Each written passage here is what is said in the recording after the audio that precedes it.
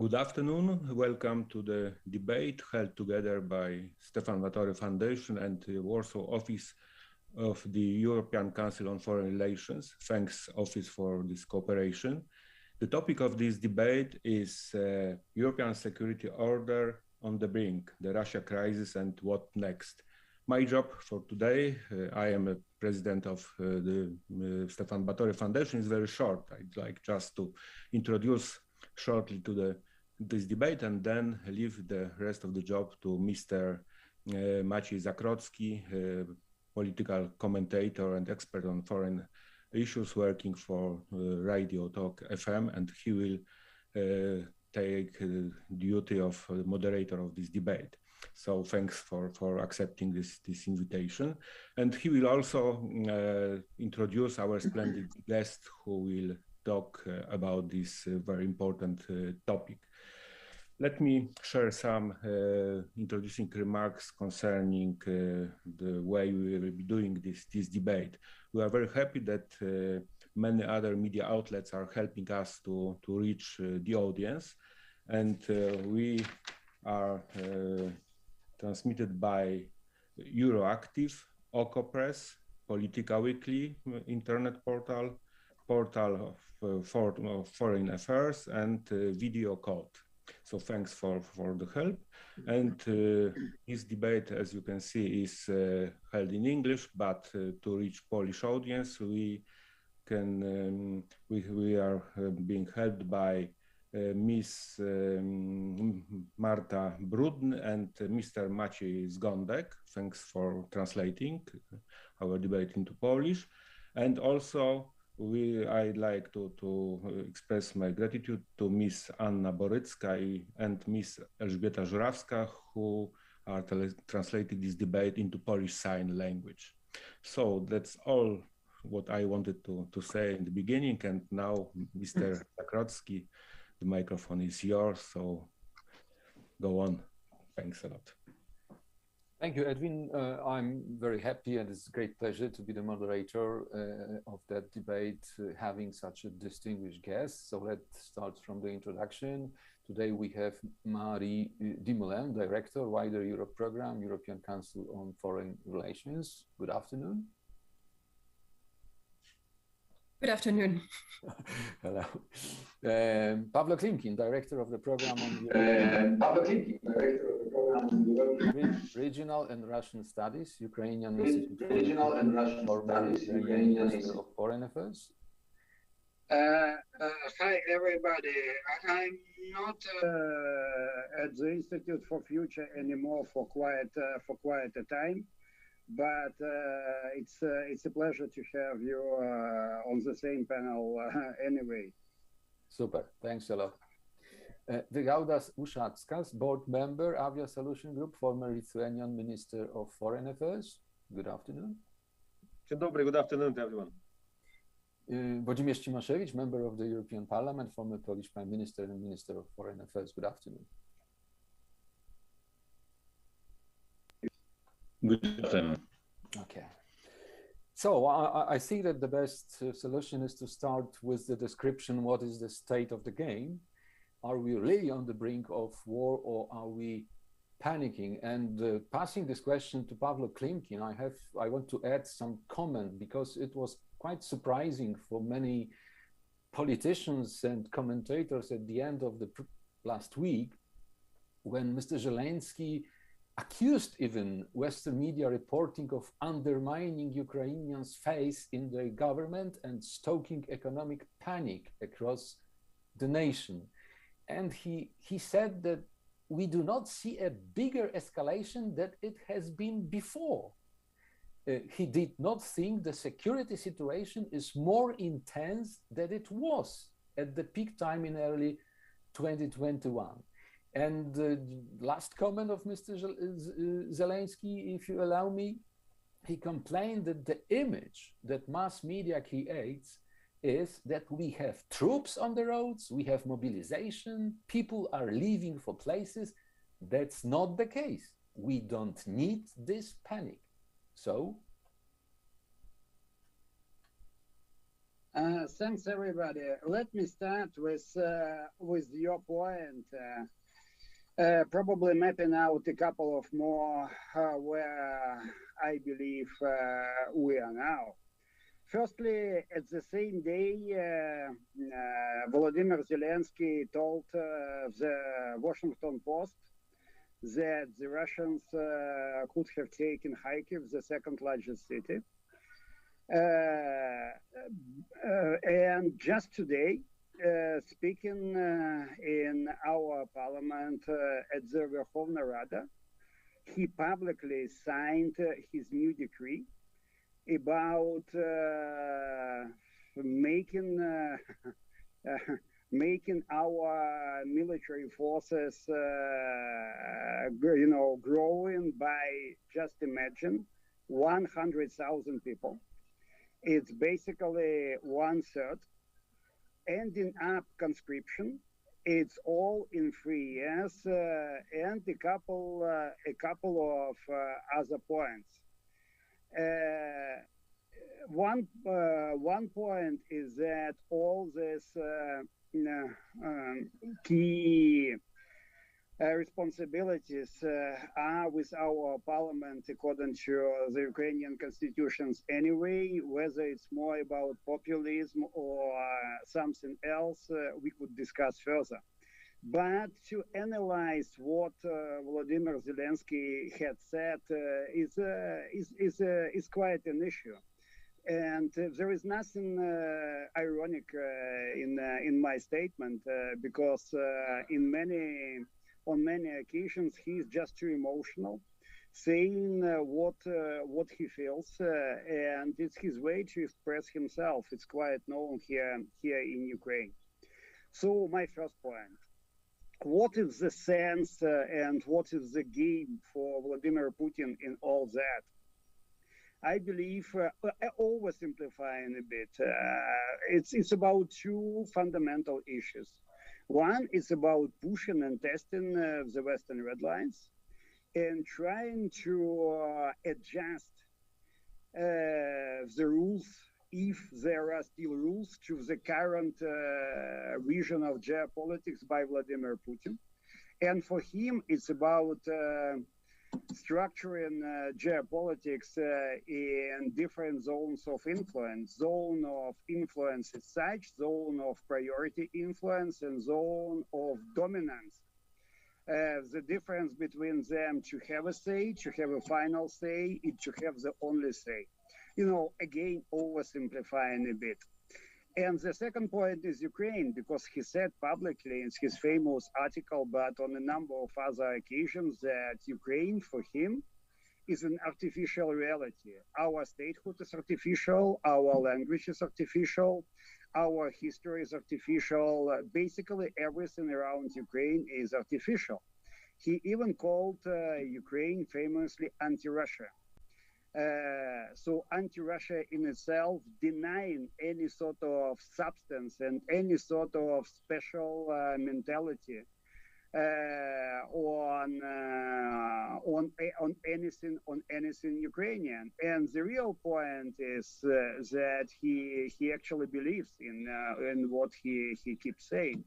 So fundamentally, it's about 2 points. Secondly, whether it's going to be kind of big military invasion or military provocation or something else, I believe, and it is a kind of educated guess from my experience and my intuition, sort of mixturing them, that now Putin needs raising up the stakes and increasing pressure. Of course, he would love to strike if he believes a moment of weakness is there, both for Ukraine and for the West. For the West, he miscalculated, not fully miscalculated, but considerably miscalculated the Western reaction, but also he miscalculated the Ukrainian reaction. The pressure on our economy is immense, on our euro bonds, on our exchange rates, on the investment behavior, but so far we've been holding quite well, maintaining our economy. And on the top of that, my again educated guess is that his key focus will be on hybrid destabilization, either creating different opportunities, better sequence of opportunities. It could be anything from social unrest to energy. It could be anything from religious related provocations to whatever. And only after that to strike militarily, because even now it would be difficult for him to sell. Sorry for a sort of cynical twist, such a large-scale aggression against Ukraine, not only to the West, but also inside Russia. So let me stop there, because the sense of our getting together is a good discussion, and I extremely value the current folks who are in front of. I know many of you personally for many years. So fundamentally, I believe it's not the end of the game. It's even not the beginning of the end of the game. And my next point for your discussion, not just making this point, I believe everything is somehow coordinated with China, as China is watching, because for Xi is also important how Putin has been testing the red lines for the West, and looking forward to chatting today with everybody. Thanks so far. Anybody wants to comment it or to share his view on the topic, whether we are at the beginning of the war or it's just, as Mr. Klimkin said, Putin is testing the red lines? Yes, please, Mr. Ušackas.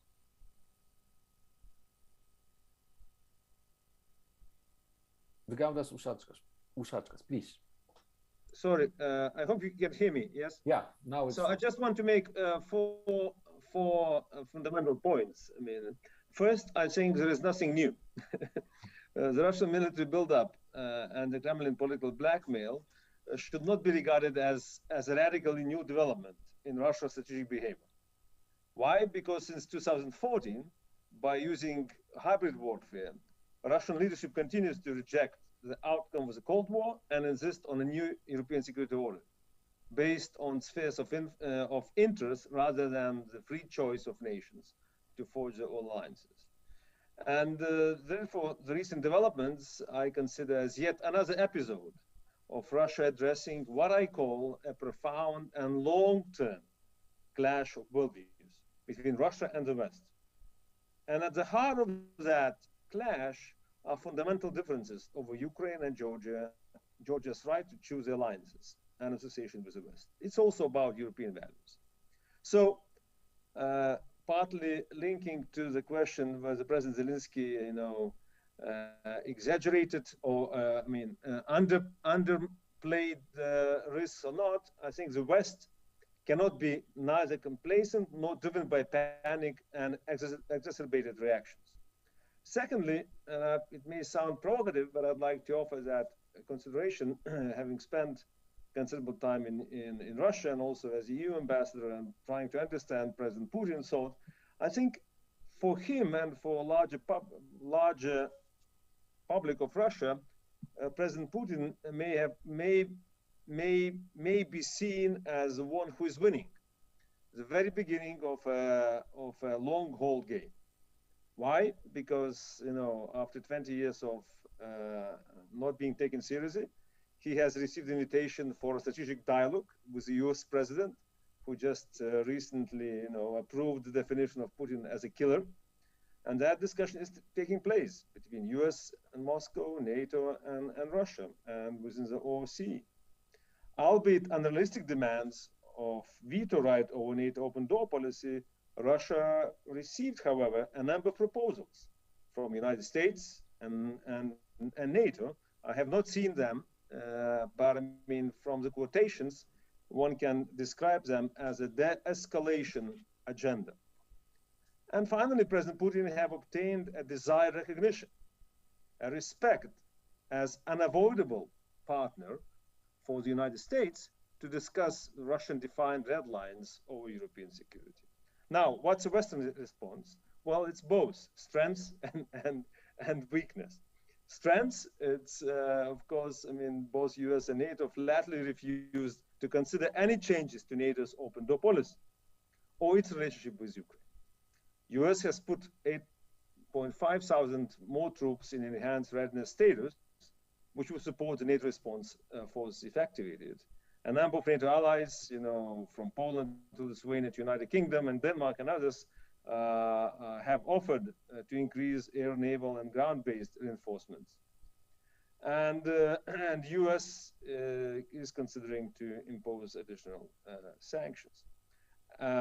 All the while, the anticipation of invasion has prompted United States, United Kingdom, Canada, and Australia, if I'm not mistaken, to withdraw staff from the embassies in Kiev.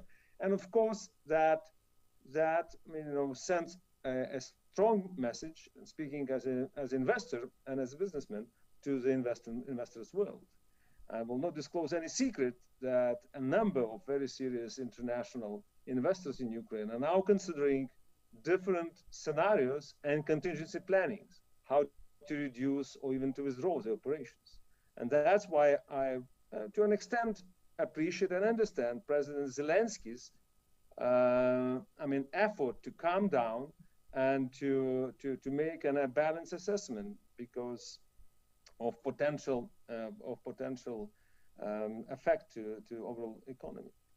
On the other hand, when it comes to Western weaknesses, President Putin's threats have caught a number of European political actors, unfortunately, as we have seen in particular, and especially in Germany, ill-prepared to resist brinkmanship.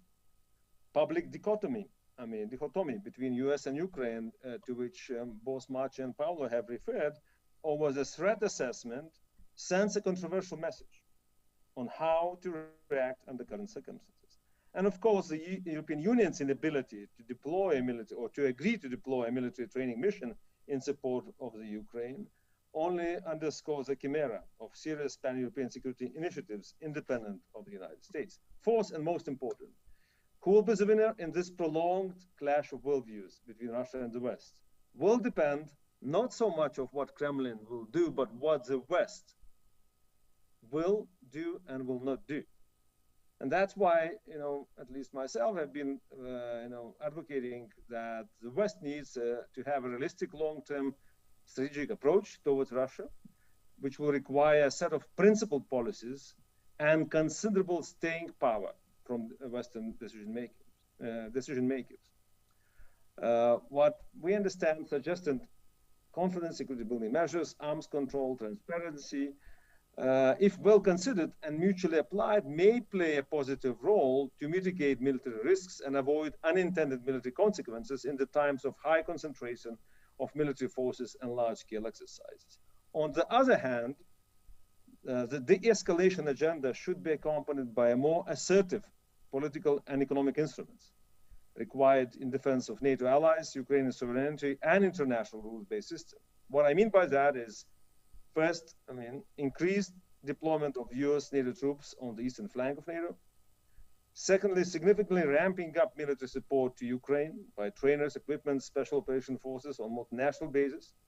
The West needs to increase level of doubt about how NATO and the EU shall respond instead of telegraphing, we will not respond, we will not fight, etc., etc. If we attacked in a hybrid way, the West should respond in a hybrid way as well.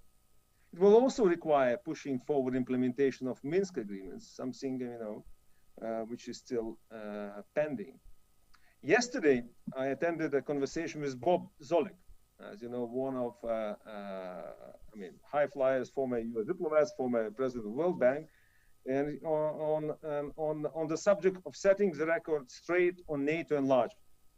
And a part of historical memories, he also emphasized that this juncture is a good occasion for European Union in particular to step in with a larger financial support to Ukraine, something like Marshall Plan 2, so as help Ukraine to become a role model, embracing and demonstrating to other innovative and competitive economies, as well as being transparent, accountable, and corruption-free political system. I mean, finally, what I'd like to say is that the clash of the worldviews or current stalemate is, first of all, not of military, but of political and ideological nature. An ambiguity about Ukraine's geopolitical location shall continue to remain as vulnerability and invitation to external destabilization, as long as NATO does not honor commitment that Ukraine and Georgia will one day become members of NATO.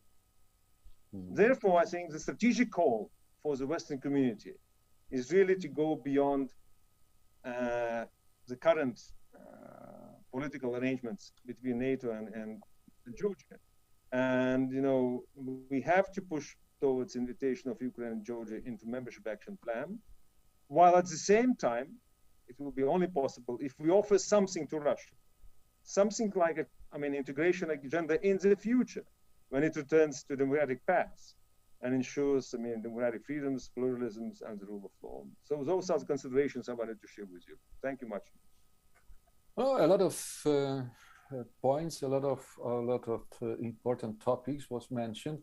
But may I move now to Marie Dumoulin with the question about the news from Paris?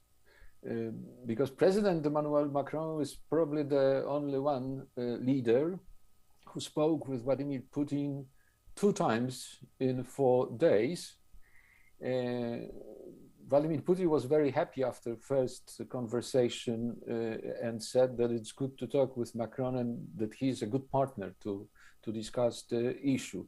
So would you share with us what is maybe the best picture of the situation in Paris? Maybe Macron knows more than we. Well, obviously, I don't know what Macron told to Putin, neither on the first phone conversation nor on the second one, which actually was not even mentioned. Well, there was no communique from the Élysée after the second one. We know of this conversation only from the Kremlin's communique, but I'm still hoping that we will have more details from the French side also. I think what it shows is that the French president feels confirmed in his opinion that he has had for quite some time now, well, from the very beginning of his mandate, actually, that Europeans need to take care of their own security and that they will be able to do so only if they are able to talk to Russia, which doesn't mean he intends to make any compromise that would jeopardize the security of France's partners, but at least he sees that Russia is a problem for European security and the problem won't go away without addressing it. Now, maybe just to come back to how the situation is seen from Paris and what conclusions are being drawn from this assessment. I think what we can clearly see is that the pressure is increasing on Ukraine's borders. First, because the military buildup has been going on and he's reinforcing. There are maneuvers on the borders of Ukraine, both in Belarus and in annexed Crimea. And there is also all kind of hybrid instruments used against Ukraine cyber. There is this wave of bomb alerts.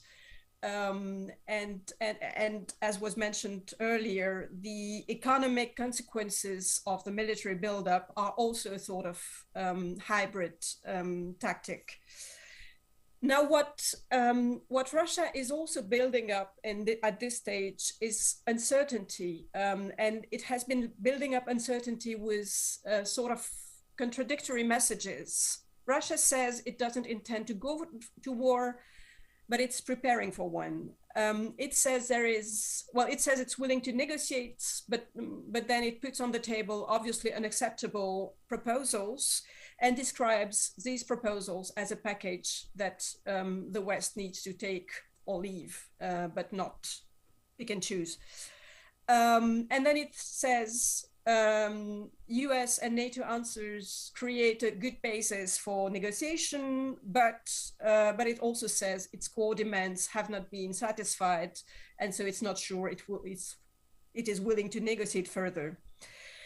Part of this uncertainty, though, is, well, it is partly a strategy. It increases pressure, it weakens Ukraine further, it divides the Europeans and the West overall. But the uncertainty is also due to the fact that probably even in Russia, no one really knows what Putin's intentions really are. Is he willing to weaken Zelensky and create sort of new political situation in Ukraine? Does he want to launch an all-out war on Ukraine, or other military kinds of action, or hybrid action?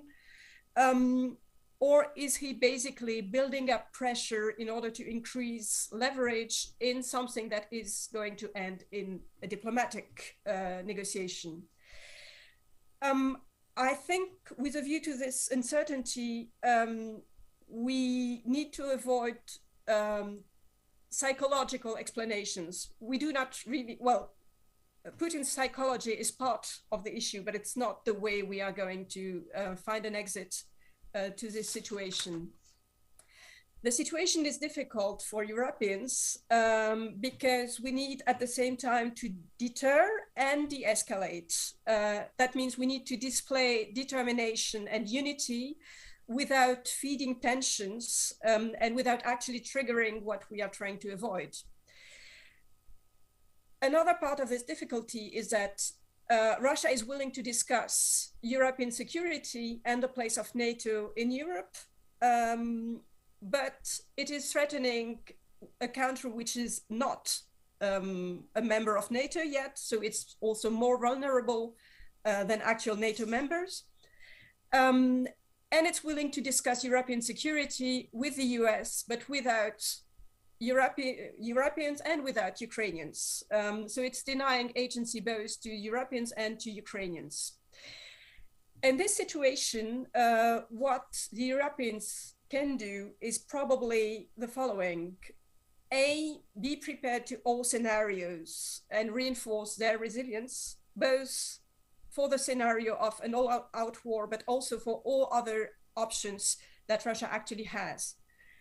Second, and that's what Europeans, well, the Western countries overall have been doing until now, it's signal the cost of further military action and make sure that Russia understands that any kind of action will come with a high cost.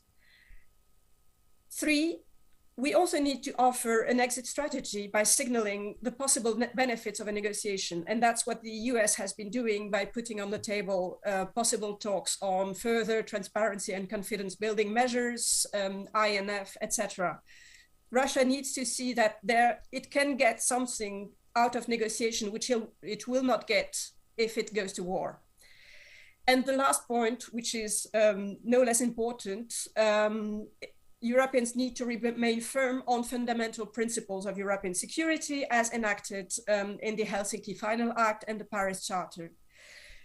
Now, I think to come back to Macron-Putin's phone conversations, I think that these four aspects were at the core of these conversations. And on this, the French have been very coherent with what they have been saying at the EU level in the framework of the NATO.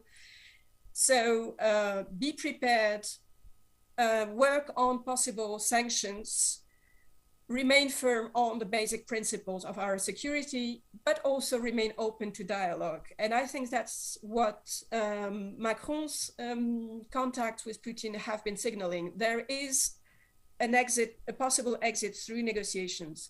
And that's also what the latest meeting of the Normandy format was about.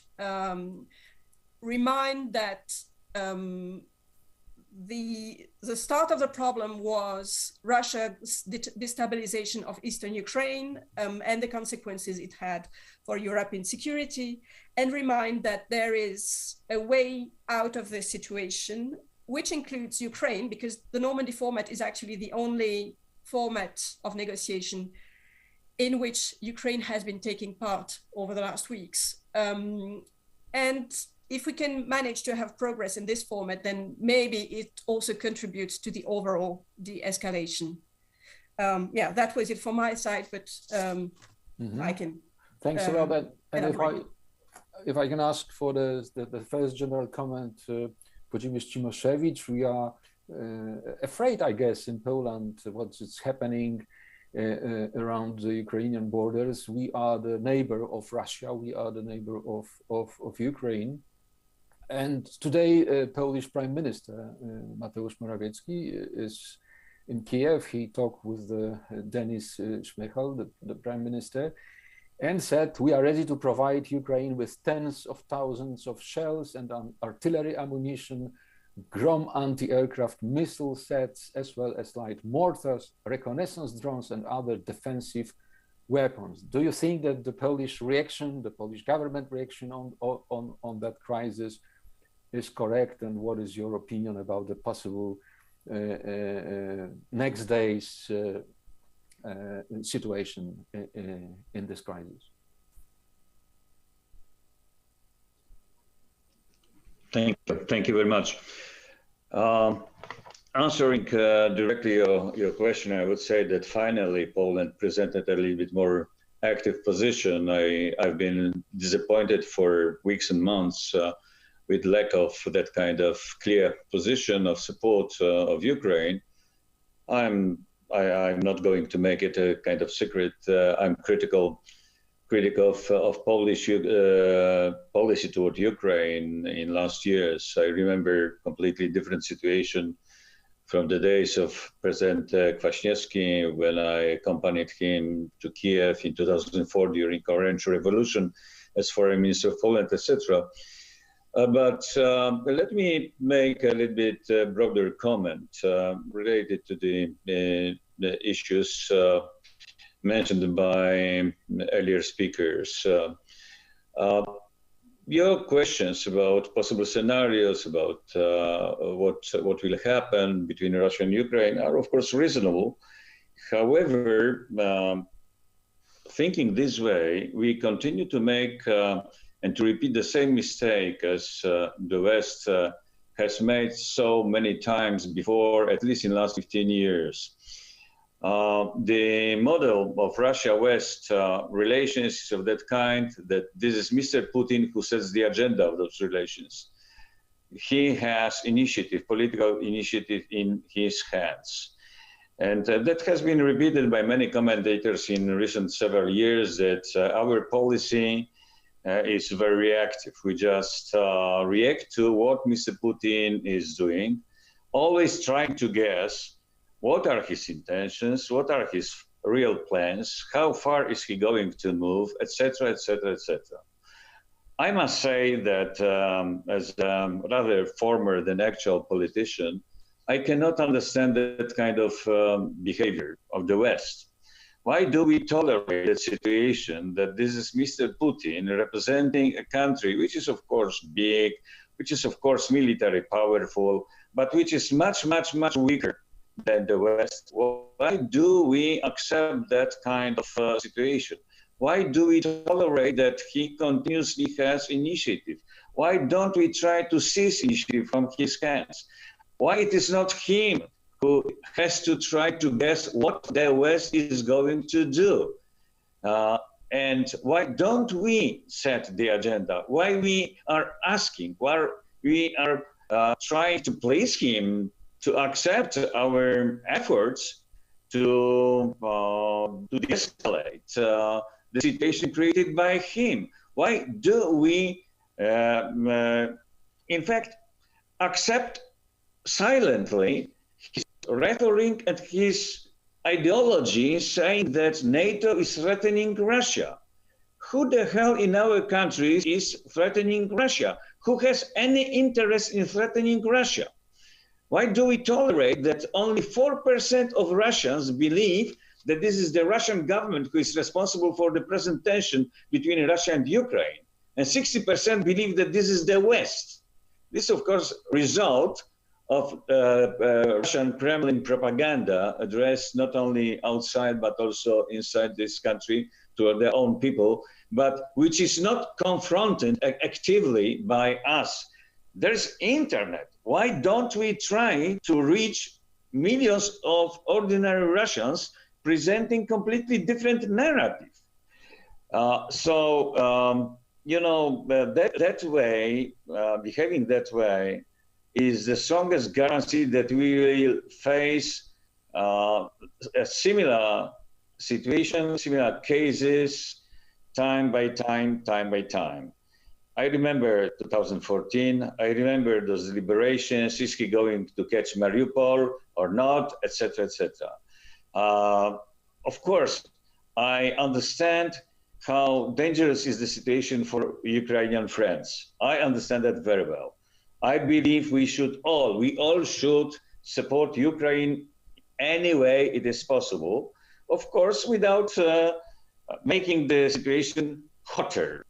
But there should be no problem with delivering defensive weapons to Ukraine, the most sophisticated weapons, letting Russian leadership to know that if they attack, they will really pay very, very high price, which they will not be able to hide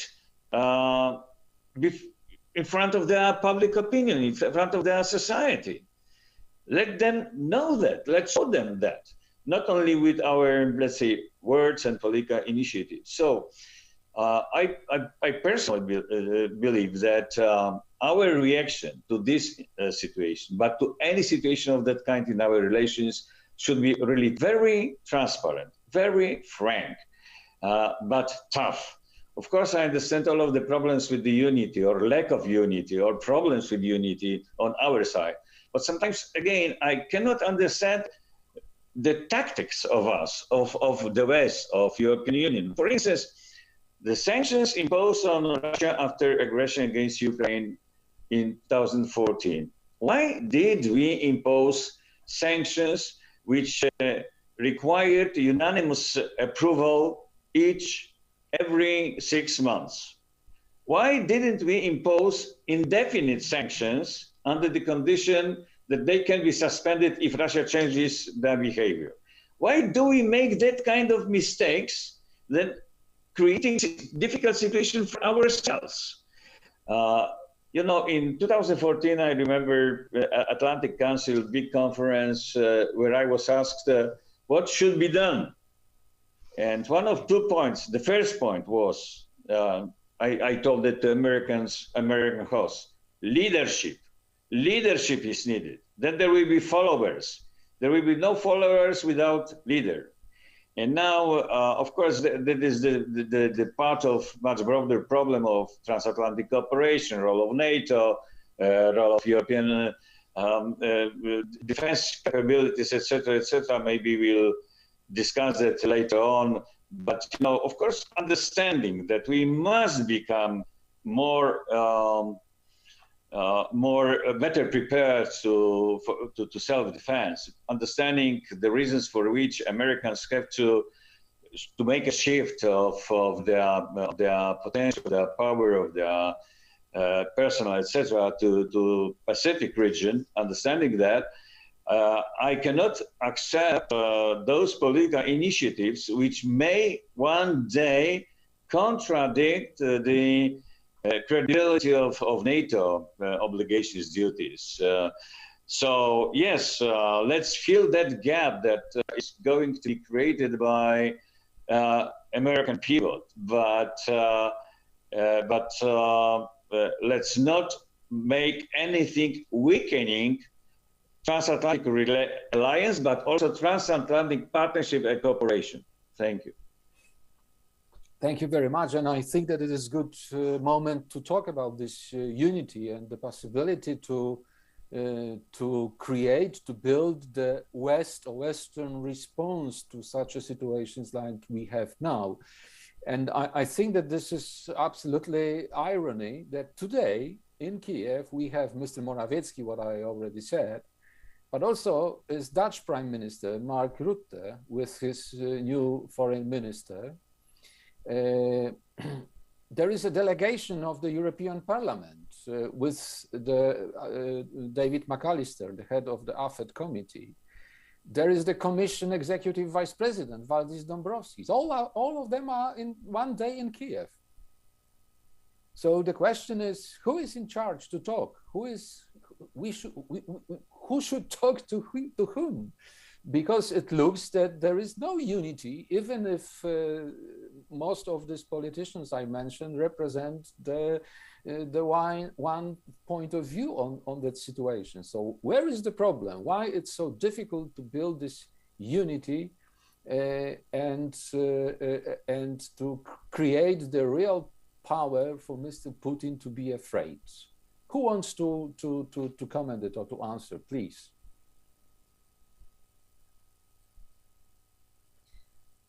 I can volunteer, Maciej. Sure, go on. No, I think, I mean, the more visitors at this critical stage in Kiev from the West, the better. That's the first one, and I'm sure that they're seeing from the same textbook, because I think everybody's concerned about escalation. Now, I mean, who is the one to talk for President Putin? It's clear. It's the one who runs the White House. That's President Biden. Yes, he speaks to Emmanuel Macron because, you know, I mean, there are some differences in the emphasis of that conversation. And then, of course, I think we are missing the voice of Berlin, to be very honest, in this under this current situation. So, having said this, I mean, and again, I mean, I think we all more or less reinforce each other.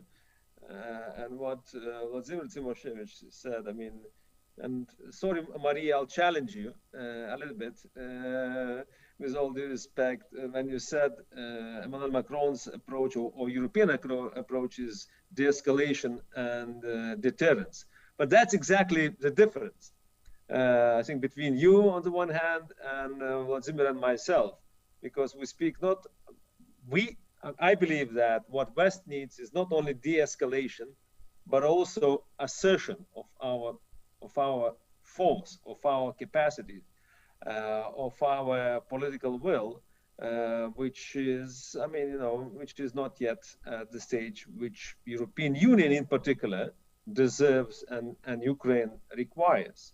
And that goes back, I think, from my point of view, and again, I mean, welcome to challenge anyone, but having spent 4 years as EU ambassador to Russia during the most, I mean, acute times, 2013 and 2017, and I met Pavlo Klimkin soon I left Moscow, and we had a very frank, long conversation.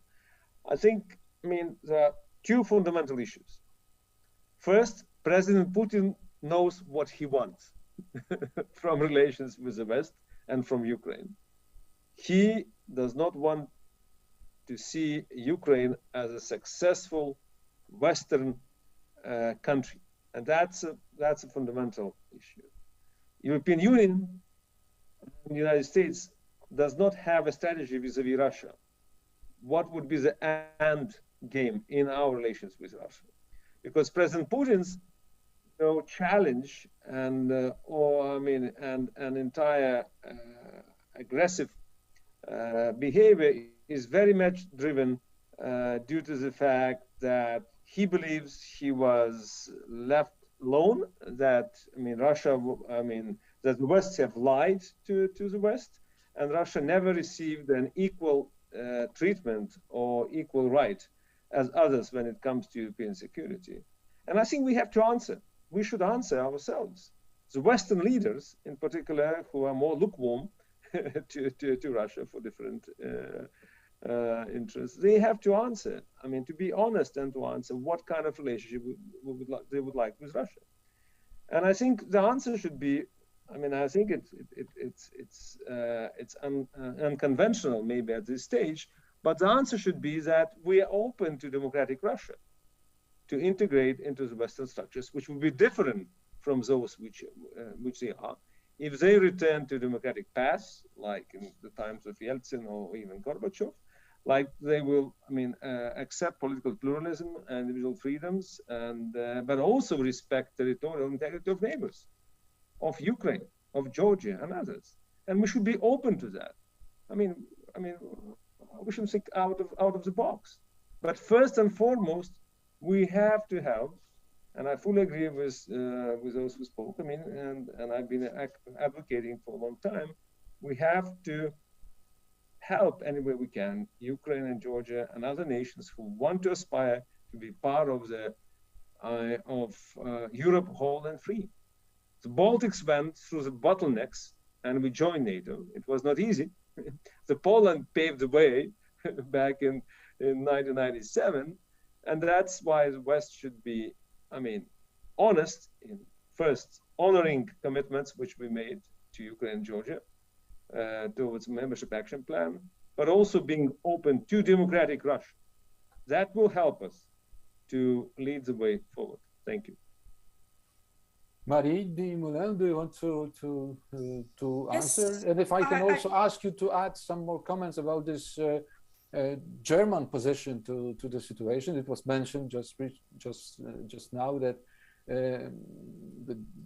at least Mr. Scholz's policy towards Russia and to that crisis is not maybe satisfying all other players. Yes, I can answer in a few words both to your question and then to Vygaudas. Who talks? I think I completely agree with what has been said. The more people traveling to Kiev right now, the better, because it's precisely the way you display unity and you display your support to Ukraine in this situation. So I wish there would be more high-level visitors in Kiev these days, but it's good at least that we have so many queuing up in Kiev, I think. On the question of deterrence, de-escalation, more assertive policy, well, yes, but then you need to find an exit strategy, which is not war, because basically I'm all for asserting our principles and defending the core principles of European security and our values, etc. But in the end, we also have to recognize that the reality is a less and less democratic Russia, which less and less shares our value, and we have very little leverage to change this tendency. And it's also a more and more aggressive Russia. So if you start from this reality, then you see Russia threatening a country that is not a member of NATO, so not enjoying Article 5 guarantees. And I would be very uncomfortable to have Ukrainians dying to defend our values when we are not ready to. So in the end, we are trying to avoid a war, because that's a way you can have a more stable, more democratic, more prosperous Ukraine, because it will not be torn apart by war. And in this perspective, you need to enter a discussion with Russia, whether you like it or not. And again, I'm all for saying we are open for a democratic Russia and we can offer perspectives for a democratic Russia, but that's not the way Russia is evolving now. So we also need to find a modus vivendi or some kind of arrangement to have the most peaceful possible cohabitation with a neighbor which is not democratic and which is less and less sharing our values. And I don't know how you do that when you do not negotiate. But it also takes deterrence. It also takes building up our own resilience and the resilience of Ukraine, Moldova, Georgia. On this, I completely agree. It's just it just won't be enough to make sure that these countries can follow their own peaceful trajectory. On the German position, it's true that a clearer, stronger German position would very much help building consensus in the EU. I think the consensus exists, though, and that there is much more convergence than we tend to see. I guess it's difficult for a new government, which is a coalition government, which already had difficulties formulating its policy towards Russia when it negotiated the coalition contract. So it's a very tough test for a new government to have to deal with this crisis straight away from the very beginning. On an issue that is very divisive for the German society overall, for the coalition itself, and for the SPD of Olaf Scholz. So yes, we would love to see a clearer German position, but I understand the reasons why the position is not that clear. But that is why it's difficult to build this unity Mr. Cimoszewicz was talking about. And then I asked Mr. Klimkin, what do you think about this? The best format to discuss this crisis in Europe? Should we talk as a European Union as a whole, or should we talk with Russia as NATO, or should we use this Normandy format as the best one? From your perspective, having these differences in Europe, what would be the best format to solve the crisis? First, I agree, but not only agree, that the Western approach towards Russia has been reactive for quite a time. And it's a fundamental problem, not just for the West, but for any reaction of any, let's say, community of democracy towards autocracy. It's where the West is fundamentally lagging behind. And I don't see any sort of real progress here. Partly because of the total lack of leadership, partly because of actually this wish to stay in a kind of comfort zone, partly because of fear, partly because of the nature of the European mentality. So I can go on here, but it's a choice. It's a multiple choice fundamentally. Whether you take it or not, whether you react to Russian hybrid threats in a hybrid way, or you stay and just try to say, Putin, okay, you crossed another red line, so we have to react. And it's somehow the whole drive of going nowhere for me. You of course you should negotiate with Putin, but if you are weak enough not to be able to prevent Putin to go ahead, it's a fundamental choice for the West, and not towards Putin. It's towards China, towards everybody else. It's in a way recognition that the West is not able, and at the end of the day is not capable to do something beyond protecting itself. And in the near term, even such capabilities under pressure, if not under threat. It's basically what we have to conclude from what's going on. In the sense of talking to Putin, it does not matter. Whether you talk as NATO or whether you talk as US, Putin respects sheer force, whether it's you know, a hard one, you know, a smart one, whatever. It's not a kind of politological exercise. And either you are ready to answer in such a way, or you are not ready to answer in such a way. And it's a fundamental choice the West should take now. We are ready to defend ourselves in the way we could afford, and it's clearly about a number of things we have, but in the sense of military assistance, you know where we are. In the sense of clear understanding what could be done, you know where we are, and what Putin basically tries to squeeze out of the West is not, you know, sort of NATO membership decision. Putin does not believe in any guarantee. Putin does not need any guarantee. It's all kind of performance. What Putin needs is a real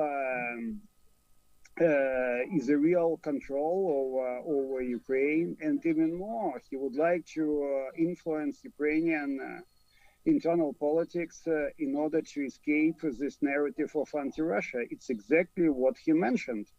It's exactly what he raised in negotiations with the US. So it's his fundamental choice. So it's not about NATO. It's about zones of influence, and it's about basically trying to reshape and transform Ukraine and Ukrainian internal policy, not just foreign policy. Foreign policy, it's far easier for him to influence it. And at the end of the day, his dream decision would be not to have Ukraine as such, not to have Ukrainian statehood as such, because it would help a lot to retain the Russian model. So the question is not about NATO membership at all. Putin does not believe in our NATO membership in any sort of reasonable future. And so far, it's a sort of a number of virtual realities we've been facing. Either we face a real choice, or we face virtual choice, and basically it's about escaping reality. And if you strive for de-escalation and simply able and basically wanting to give Putin some sort of compromise and concession, you know, in some point in the future, it's going to be another concession after concession, and Putin is very good on that, and he has a number of leverages over the West, and not just troops around Ukraine. He has all possibilities to locate newly created weapons, including, you know, everything, new kind of missile, cruise missile, everything. And it's really a choice. It's a no return choice now. So it's the choice about the West, and it's even more to the point about us. And how I see it, the West is not ready to take up this choice. Of course, Putin miscalculated in the sense of the Western solidarity, but still we are pretty much nowhere. It's how I see it. Mm-hmm. So if I can move to Mr. Cimoszewicz with the question, because of course your position that we have to build this unity, I mean, it's absolutely obvious, but before we build it and before we decide that we have, we don't need to have the unanimity in the European Union in the foreign policy, before we create real European Union foreign policy, the clock is ticking. So we have to resolve the current problem, having these tools in the toolbox we have. So in your thinking, what should be done? What could be offered to Putin to de-escalate this crisis? Or there is no such way that we can only say that Russian demands are unacceptable, but he must get something, because he also must to show to his people in Russia that he is at least maybe not the winner, but not the loser.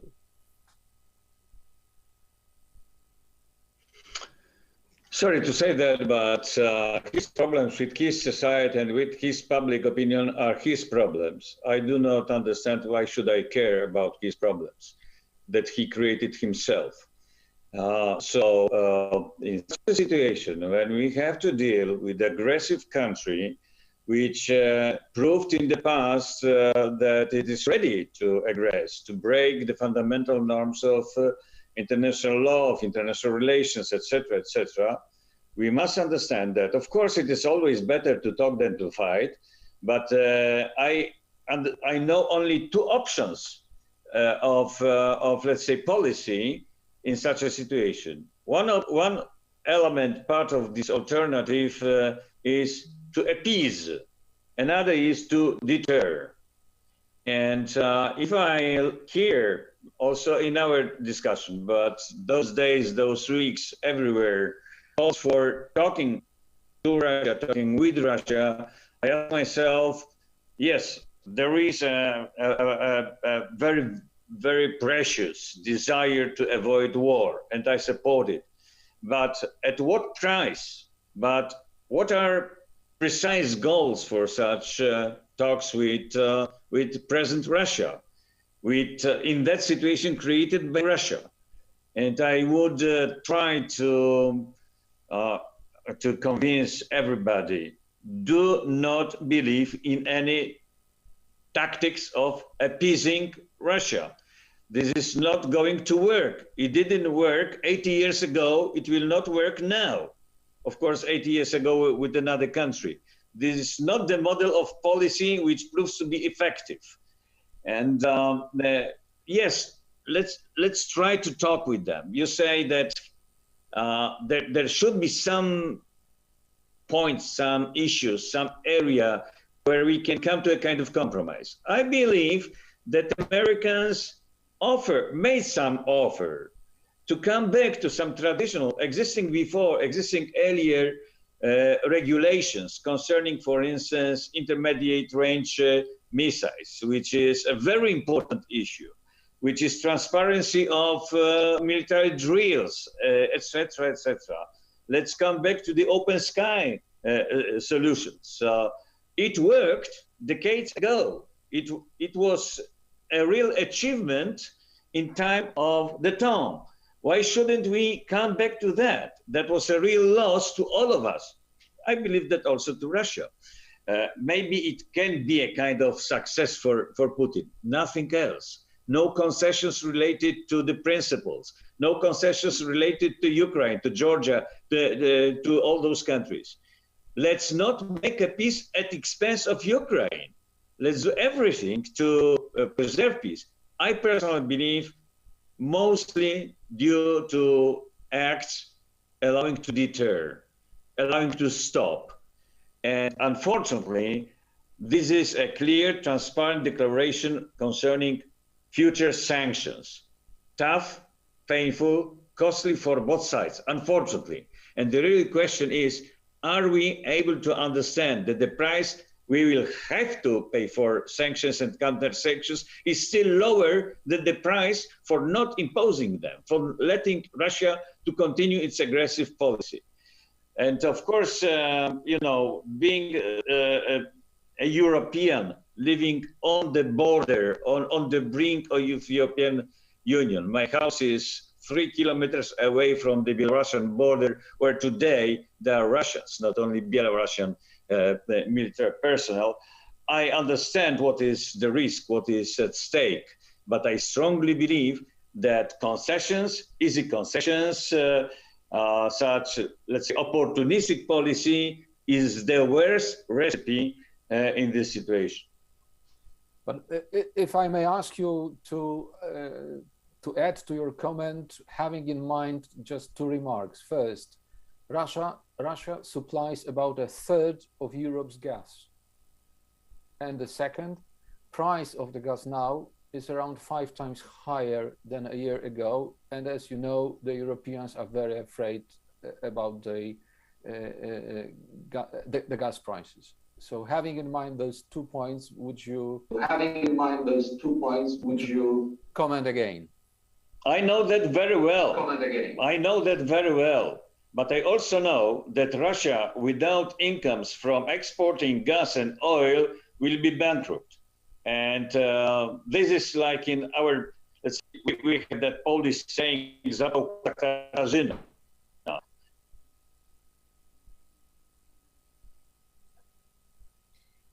that if I may...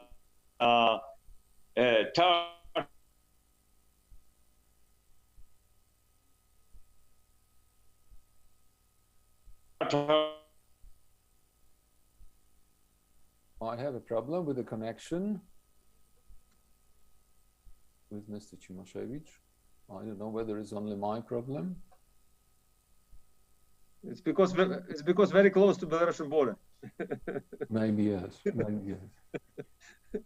Okay, so we hope to come back to Mr. Cimoszewicz and Marie Dumoulin. You want to? Yeah, if I may just. One small remark. I mentioned negotiations. I didn't mention concessions. And it's a very important difference because I never meant that we should give up on fundamental principles of European security, including the principle of sovereignty and the principle that any country can choose its alliances. Now, what I mean by negotiation is also that the US has and Europeans have put something on the table in terms of confidence building measures, transparency mechanisms, arms control, INF mechanisms, etc. We also need to know what the Russians put on the table because, well, they have put these two proposals in which they expect the West to commit to a number of things, but they never said what they are willing to give in return. And that's a very important issue because it can also change the parameters of European security. If, for example,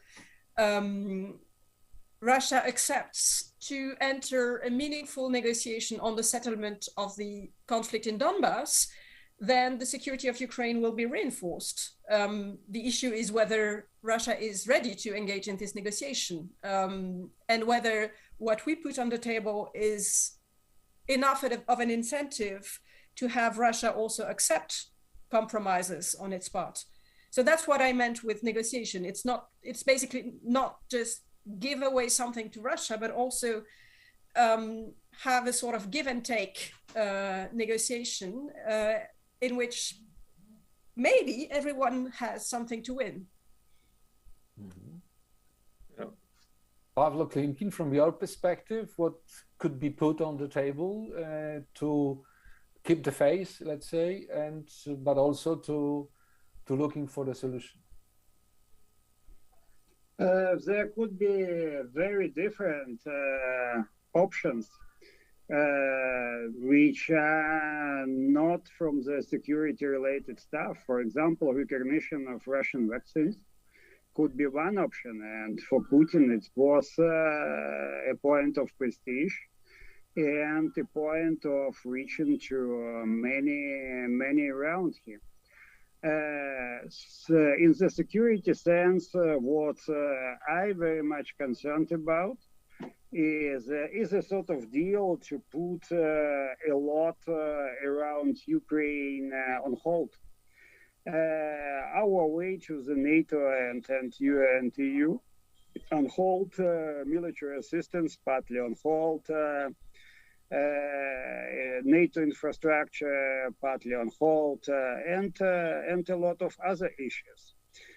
What would be the best way now for the US, because of the highest level of alert now, to embrace security guarantees? I'm not a fan of direct parallels or connotations, but for example, anything similar, I mean similar, not the same guarantees like for Japan or the South Korea. It would be quite important, and it would be qualitatively the completely different reality for what's going on, and it could be an interesting trade-off also in the negotiations with Russia. But face saving, yeah, we could engage in a sort of face saving, but at the end of the day, Putin is good to use face saving and to turn it to completely different stuff very easily.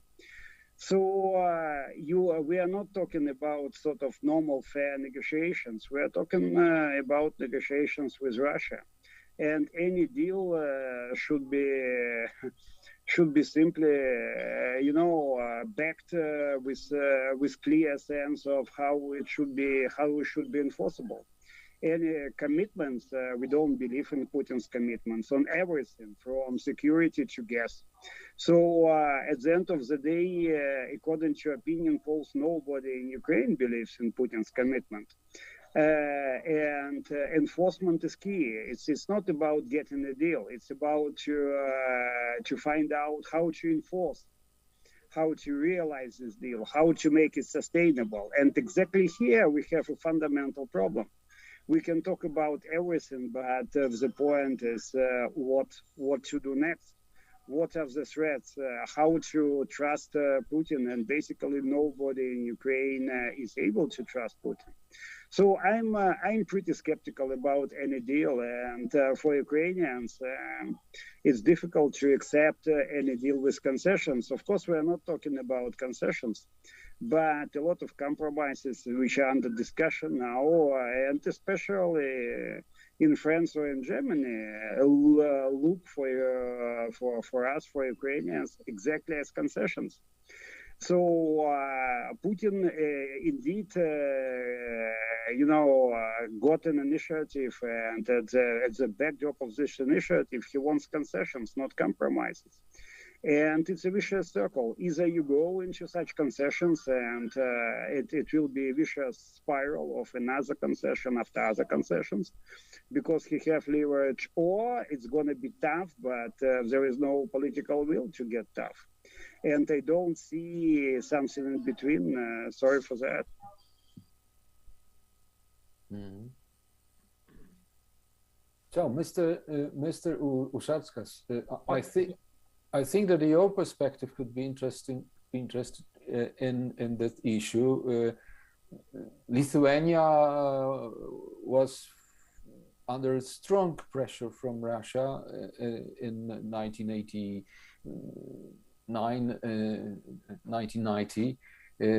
to become in this sphere of interest, but you succeed. So from your perspective, what could be done? Well, I think, one can draw the parallels between the Baltic so-called security puzzle, which we faced back in 1990s, to something what Ukraine is facing. The difference between the Baltics and Ukrainians, with all due respect, Pavlo, that the Baltics never considered themselves as a special case. Ukraine considers itself as a special case, at least from my personal encounters, that even the EU should adjust to Ukraine's desires under certain circumstances. Having said this, I think the answer lies within the hearts and minds of Ukrainians, and I am sure that what happened in Maidan, the Western direction which has undertaken, is such a powerful wind of change, which I think is being very much underestimated and not understood and appreciated in the Kremlin. And the fundamental mistake, I think, the Russian leadership is making, exactly to what Pavlo had alluded, is that Russian leaders still hope and count that they can reacquire Ukraine, not by military means, but by the political means. And what is happening now in the surface is just, a factor of spreading the fear and intimidation, not towards Ukrainians, but towards the French, the Germans, with all due respect, and other Europeans who are extremely sensitive to any possible conflict. And he's driving the wedge, of different interest groups and different politicians. And unless, Europeans will stand together and demonstrate not only, you know, willingness to de-escalate, but also to stand behind principles. I don't think Russia is going to invade Kiev. I don't think they're going to create Shatik by tanks and artillery to raise the Russian flag over Maidan. I don't think that's the case because, I mean, the ultimate goal is to see the political change. So, having said this, there is, of course, a danger that there might be a scenario like in, Abkhazia, southern Abkhazia, or in Crimea, where in Donbass, the people will ask for accession into the Russian-Belarusian Union. Having said this, and I think, answering Maciej's question, how can we balance that? I think President Putin feels very comfortable to how he was received, how his threats were received, because he got a prime time with President Biden, and that will continue for a considerable time. He got attention of European leaders, and the avenues NATO Russia, US Russia have been relaunched. I think some of the ideas of CSBMs, INF Treaty, open skies, if Americans want to come back, all of that is welcome because it may address, this risk, military risk mitigation. But at the same time, I think it's going to be extremely important how we're going to continue to beef up resilience of Ukrainians, and in parallel, pushing the integration agenda of Ukraine. Mm-hmm. So we have like more or less 12 minutes, and I still have two questions from our audience watching our discussion on Facebook and other websites. But I think it would be good to not maybe to summarize, but to give some, let's say, outcomes of our discussion.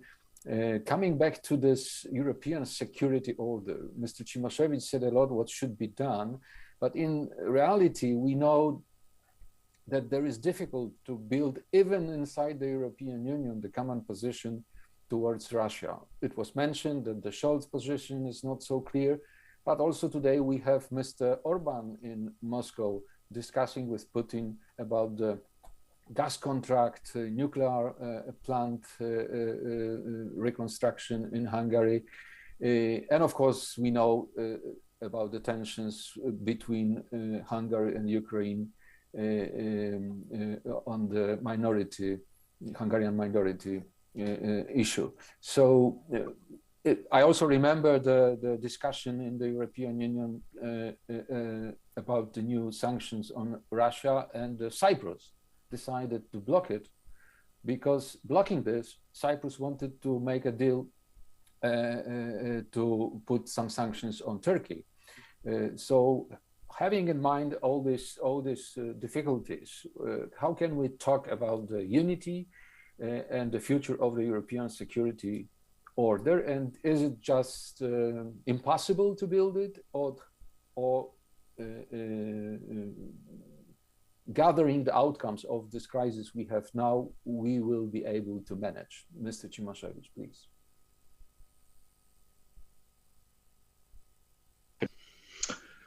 Let me say that it's just a real life, and no successes are guaranteed. We may fail, we may be defeated in that kind of confrontation ignited by Russia.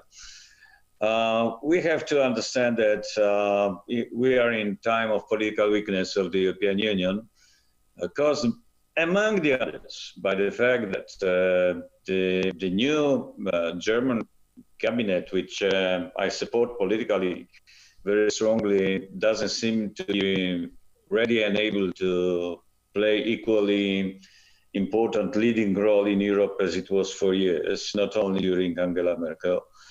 That in France we have to wait for elections, and we'll see what will be the results.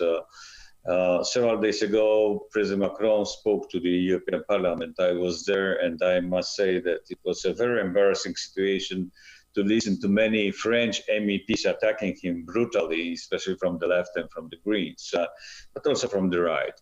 not radical right. So I understand that now he's been focused on domestic affairs, on the coming elections and so on.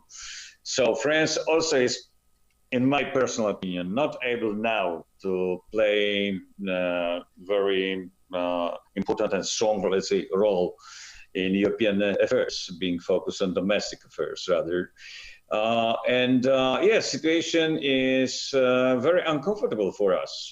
Earlier you asked if European Union should try to talk with Russia as a whole. I cannot imagine that, still keeping in mind Borrell's visit to Moscow and humiliating behavior by Lavrov, declaring openly that they are not interested in having any more, let's say, intensive relations with the European Union, which is not respected.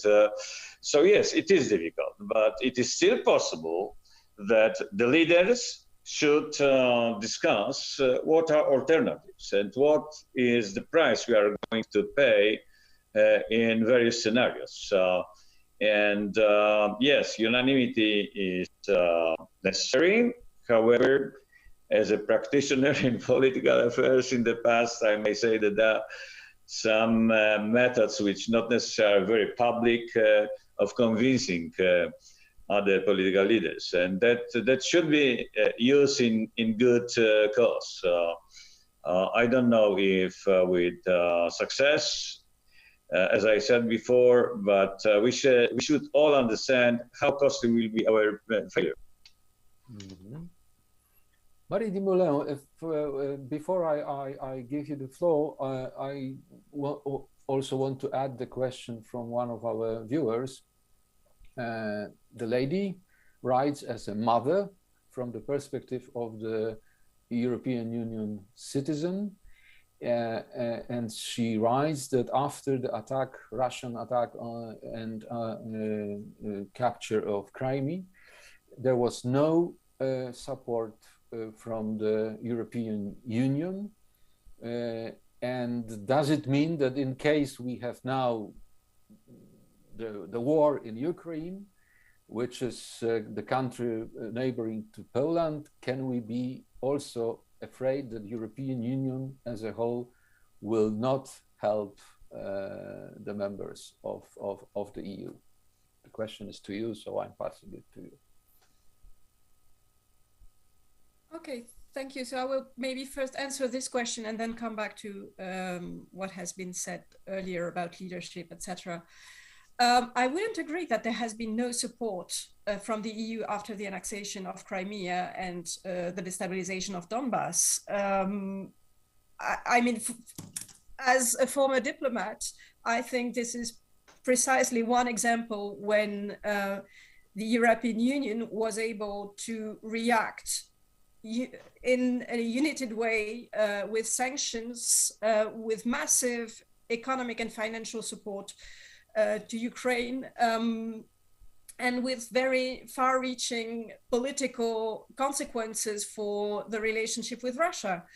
The configuration we have now in our relationship to Russia is very much related to the fact that a lot of channels that existed prior to 2014 do not exist anymore, with good reason, because Russia attacked Ukraine, annexed Crimea, etc. So the European Union reacted, and ever since 2014, despite the fact that it requires unanimity to prolong the sanctions have been prolonged every time. And they have been, new sanctions have been adopted when Russia continued destabilizing Donbass, when after the Kerch incident, there was a new wave of sanctions. And there are far more reaching sanctions now than there were at that time. So yeah, I would argue that we should not criticize the EU too much for what it has been doing since 2014 with regards to Ukraine and Russia. And I could expect that the EU will react in a very united manner if it comes to a further aggression of Russia towards Ukraine. Now, I don't know what form this reaction will take. I cannot cannot really imagine the European Union as such providing military support to Ukraine. But at least there will be new sanctions and far-reaching sanctions in case of an offensive action by Russia. This is something all European leaders have been saying, so I think we can expect that. Now, on the issue of leadership, I'm not sure it's so much of an issue, because actually, again, there is much more convergence and much more unity in the current situation than you could expect there to be. I mean, the Europeans have been, or the EU has been, very clearly signaling that there would be massive costs in case of an aggression. And they also have been speaking with one voice about the fact that the European Union needs to be involved when it comes to European security. What is more difficult is to define exactly what the interests of the European Union in terms of security are. But this is an ongoing discussion, and I think there can be consensus on at least what we want to avoid, if not what we want to achieve. And it's already not that bad, given the fact that, again, foreign policy decisions require unanimity. Yeah,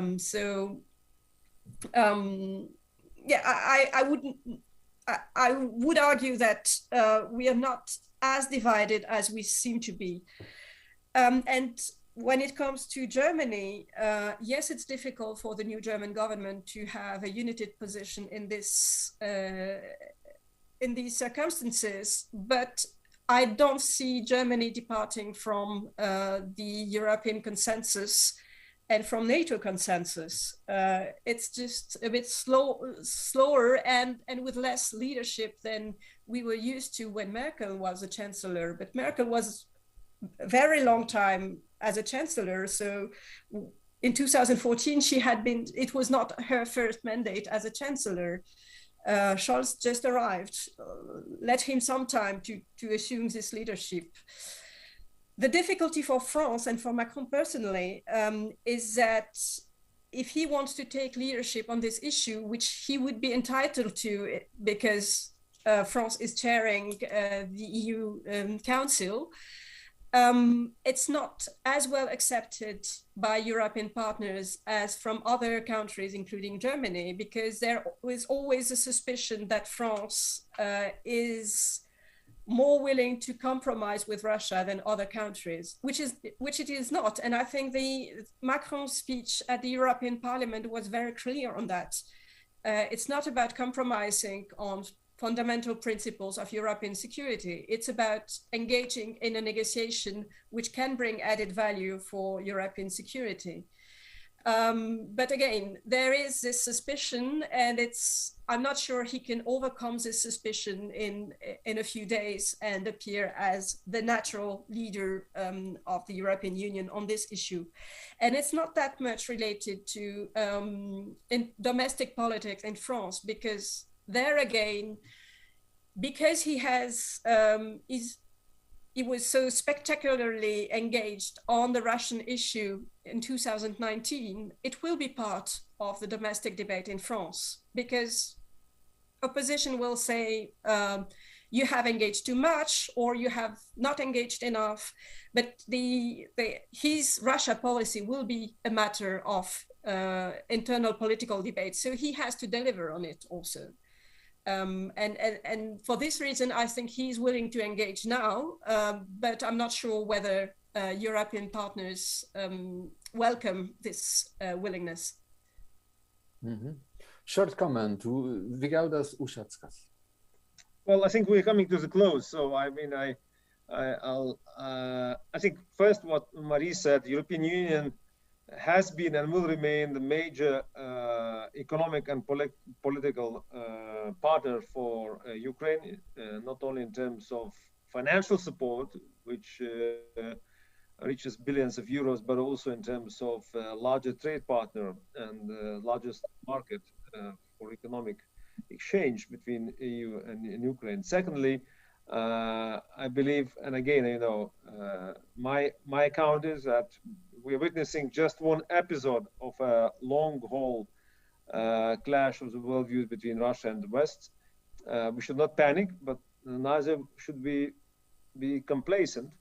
And I more see that we are, I mean, moving towards the escalatory stage with prolonged negotiations over the arms control, confidence and security building measures, and other instruments which are available and which will contribute towards military risk reduction. But at the same time, you know, the fundamental questions of Ukraine geopolitical destination remains in place. And here, European Union and the United States should continue to support Ukraine any way we can. Having said this, I think one caveat is important to know that when it comes to defense, to military and defense matters, one more time we can witness that without United States leadership, European Union is unable to challenge external actors. And in that respect, US will continue to play a paramount role. And, you know, I think would be only desirable and useful that United States is invited into the Normandy format to help to steer the implementation of the Minsk agreements. Thank you. Maybe it's good to underline that today the European Commission has tabled a proposal for a new emergency macro-financial assistance program for Ukraine of up to 1.2 billion euros. And the last comment of Pavlo Klimkin with the short question from one of our viewers. One should also ask, where is the unity in Ukraine? And what did the present president of Ukraine to unite the country political scene? Well, in Ukraine, there never has been a kind of clear political unity. But at the end of the day, when it came to real threat to Ukraine, it was an amazing show of unity. And it was 2014, 2015, with different kind of people uniting their efforts. In the sense of political unity, we don't have politics or in a kind of European sense. We are still, you know, I would say not just not ideal, but far from being ideal here. And it's not about political unity. At the end of the day, people are able to talk to each other and to find real solutions when it comes to Ukraine. What I see as a real problem here is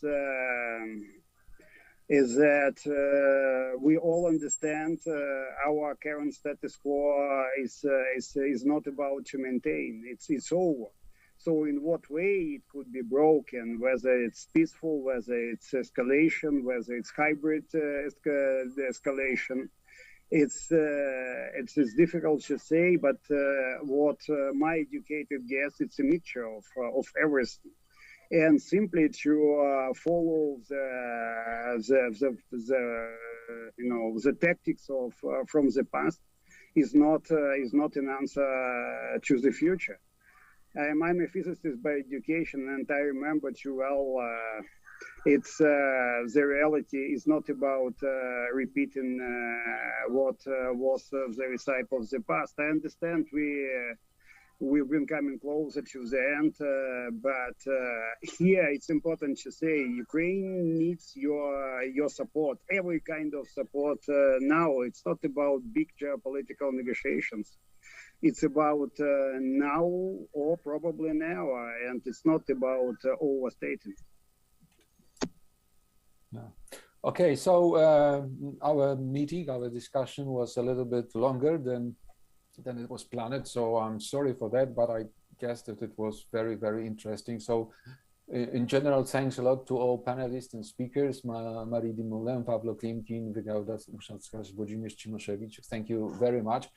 Thank you to all viewers. I hope that we spend fantastic 90 minutes of good discussion about the really sensitive and difficult subject and the crisis now we are facing. So thank you once again to everybody, and see you later.